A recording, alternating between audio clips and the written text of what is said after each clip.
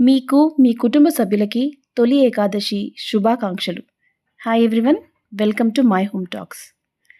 తొలి ఏకాదశి అనేది హిందూ సాంప్రదాయంలో అత్యంత విశిష్టమైన పండుగ. ఆషాఢ మాస శుక్ల పక్షంలో వచ్చే ఏకాదశిని తొలి ఏకాదశి అంటారు. దీనిని శయన ఏకాదశి లేదా దేవశయన ఏకాదశి అని కూడా పిలుస్తారు. తెలుగు సంవత్సరంలో పండగలకు ఇది నాంది పలుకుతుంది. తొలి ఏకాదశి రోజు నుంచే శ్రీ మహావిష్ణువు క్షీరసాగరంలో శ్వేతతల్పంపై యోగ నిద్రలోకి వెళ్తాడని పురాణాలు చెబుతున్నాయి.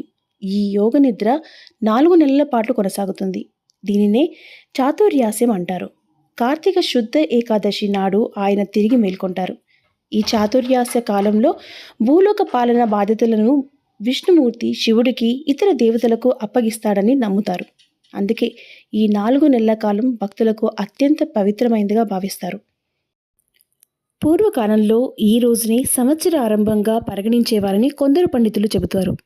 తొలి ఏకాదశి రోజు నుంచే దక్షిణాయనం ప్రారంభమవుతుంది. అంటే సూర్యుడు ఉత్తర దిశ నుండి దక్షిణ దిశగా పయనించడం ప్రారంభిస్తాడు. ఇది దేవతలకు రాత్రికాలం ప్రారంభంగా భావిస్తారు.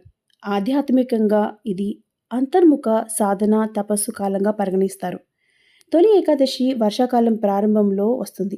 ఈ సమయంలో వాతావరణంలో మార్పుల వల్ల అనారోగ్యాలు తలెత్తే అవకాశం ఉంటుంది. అందుకే ఈ రోజున ఉపవాసం ఉండడం ద్వారా శరీరాన్ని శుద్ధి చేసుకోవచ్చని, రోగ నిరోధక శక్తిని పెంచుకోవచ్చని పెద్దలు చెబుతారు. తొలి ఏకాదశి వ్రతం ఆచరించడం వల్లే కుచేలుడికి దరిద్రం వదిలి సకల సదుపాయాలు కలిగాయని పురాణోక్తి. తొలి ఏకాదశి రోజున భక్తులు ఉపవాసం ఉంటారు. శ్రీ మహావిష్ణువును భక్తి శ్రద్ధలతో తులసి ఆకులతో పూజిస్తారు. ఈ వ్రతం చేయడం వల్ల పాపాలు తొలగిపోయి సకల శుభాలు కలుగుతాయని, మోక్షం లభిస్తుందని భక్తుల ప్రగాఢ విశ్వాసం.